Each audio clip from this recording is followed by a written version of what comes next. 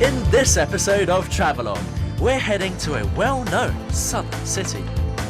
We'll peel away the cool cosmopolitan exterior and find deep-rooted traditions and a proud heritage. So, where are we going? Find out next.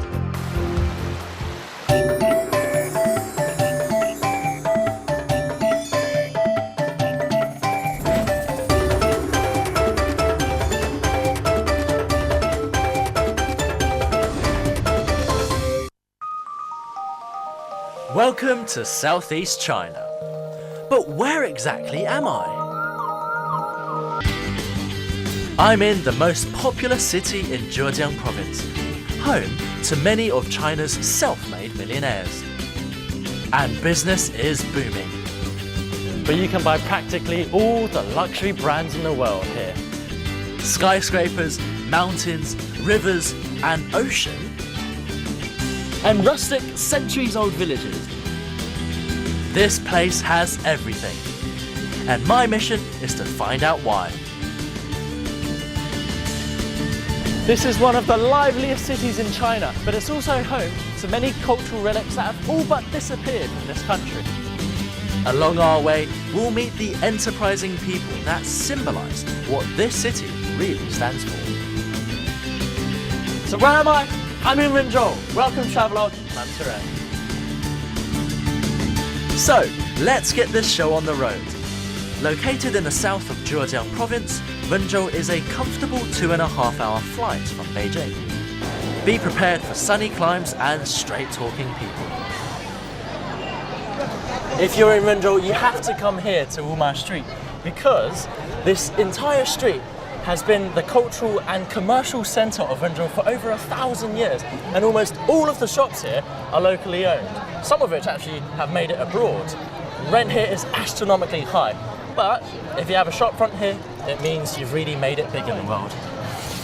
You smell that? It's the smell of business. Wenzhou entrepreneurs are so successful, they've been called the Jews of the East, and many of them have literally gone from rags to riches. In fact, you'll find many villages in Wenzhou dedicated to making just one small thing.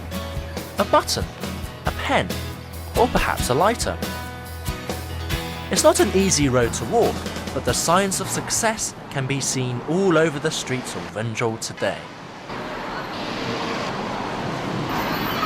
I'm here to meet Mr. Zheng, the first Chinese shoemaker to open stores abroad, and one of Wenzhou's first generation of entrepreneurs. I want to know the secret of his success. 从开始创业的时候呢，就是有手工生产的，这些工具呢都离不了了。当时创业容易吗？当时创业来讲非常艰难，从几百块，几千块人民币起步的。当时来讲，我最起码工作时间是早上是5点钟就要起床，晚上睡的话，大概是第二天鸡叫的时候才睡觉。当时来讲，我家房屋很小嘛，只能在厨房间嘛。 我就这样在厨房间里面去做鞋。 It's hard to believe this tiny kitchen spawned more than 2,600 stores in China and 200 more worldwide. In fact, Mr. Zheng gave up a cushy job in a state-owned company to start his shoemaking business. His strong will and tenacity are traits shared by all Wenzhou's entrepreneurs. And when he only had a few hundred yuan in his pocket, it was his wife who pulled him through. 对我夫人讲，我说你的手表呢，先给我用，把它卖掉，毛料也不卖掉。我会，到那个时候赚了钱的话，我可能，还有还给你的。那他现在手表就多了，现在就不用怕了，对，多了，所以得有一个好家庭。 The baton has now been passed to Mr. Zheng's children, members of the second generation of Wenzhou entrepreneurs. But it's not always easy for them either. 作为第二代，会不会感觉有很多压力？压力其实是很大的，不只是来自社会的压力，还有来自自我的压力。所以我们有时候更加愿意说我们是创二代，因为我们是用创业来守业。而且我觉得不单单是康乃的第二代，还有温州许许多多的第二代。其实，在我们光鲜亮丽的背后，我们付出了非常非常大的这个心血去工作、去学习。作为二代，不仅常常是一个财富，它也是一个精神财富。所以我们希望说，去好好的去延续它，去发展它，成为他自己更大的财富。我想这也是父辈们所希望看到的，也会是他们那种光荣跟他们那种骄傲。Budding entrepreneurs take note. And if that wasn't enough, now we're going to see another Wenzhou success story. Whoa!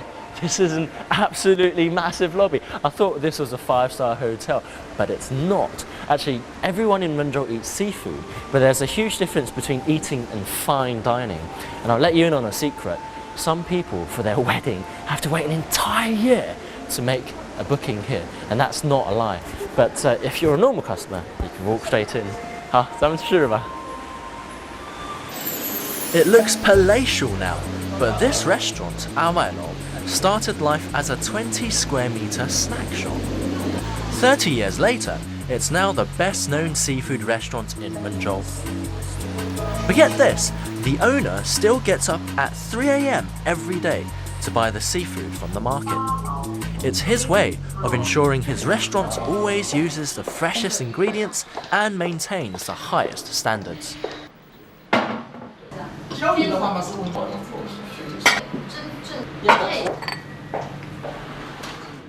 I don't think normally I can get to live a life like this, but when you have rich friends, then maybe you get to live a life of luxury.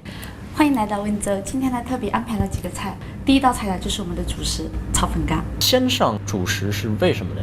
因为我们中国的文化都是要先喝酒，所以说我们一定要先吃点主食垫垫肚子，免得在喝酒的时候我们才不会伤到胃。这个呢是精品黄鱼，我们温州这一边哈，我们重要的宴席上面这是必不可少的一道菜肴，尤其是婚宴。那我看咱们美食也上了，这个是什么东西啊？哦，这个是酱醋，因为温州是主要是以海鲜为主，所以为了配合我们的海鲜的一个鲜度，所以我们这是我们特制的一种调料。I think it's fantastic. You know, you got to come to Wenzhou, and of course you have to have friends like these. But enough talking for now. I think. Cheers to that. Cheers.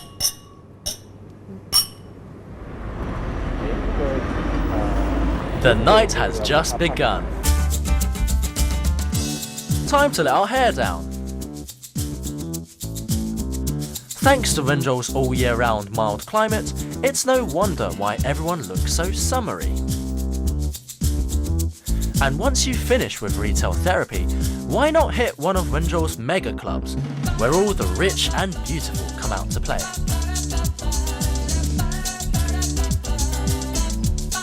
Work hard, play hard. That's the mantra here. Just make sure not to spend all your hard-earned money in one night. Coming up next, we'll indulge our inner glutton on some local delicacies, tease our brains with a tricky tongue twister, About 1600 years. and put on our best dress for a night at the opera.